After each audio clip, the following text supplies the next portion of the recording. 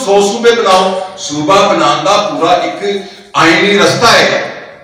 होया कि ये पंजाबियों इस महीने के शुरू स्पीकर असैम्बली ने एक रेजोल्यूशन पेश की, असैम्बली कमेटी बनाई है कि नवे सूबे बनाने लई कमेटी बना दी गई है। 3 दिसंबर तक वो कमेटी फैसला करके दसे कि पाकिस्तान नवे सूबे कि बन रहे हैं।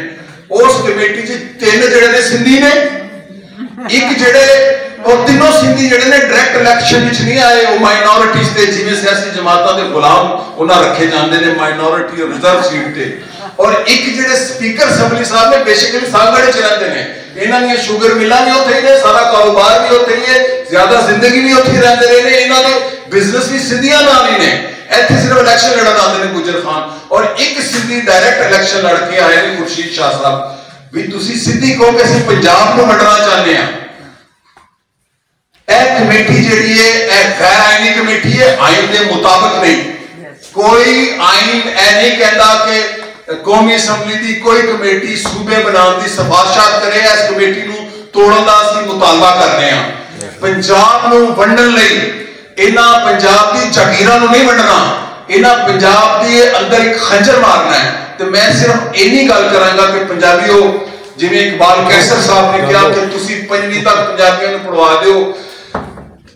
इमरान साहब जिंदगी तुहाडा कितना कम होएगा, पूरी उम्र तुसीं सियासत तुसी, मैं ईमानदारी नाल कह रहा, मैं दुनिया की सियासत का तालिब इल्म हां।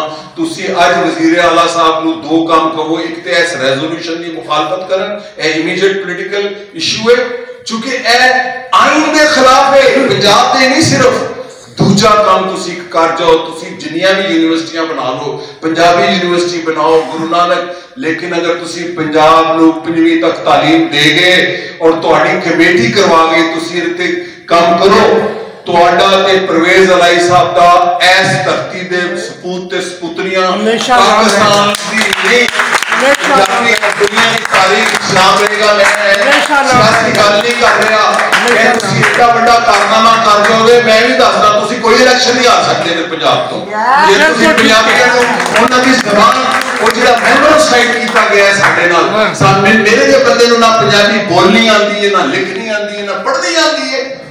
दिस इज ट्रू कि मैं ना पंजाबी पढ़ सकना। तो इमरान मसूद साहब, फखर जमान साहब का जिहड़ा सूरज है, कोई दीवा शिवा नहीं है, सूरज है फखर जमान। मैं इन्हां दे नाल कमिटमेंट दे नाल 32 वरियां तो पहली कॉन्फ्रेंस तो कि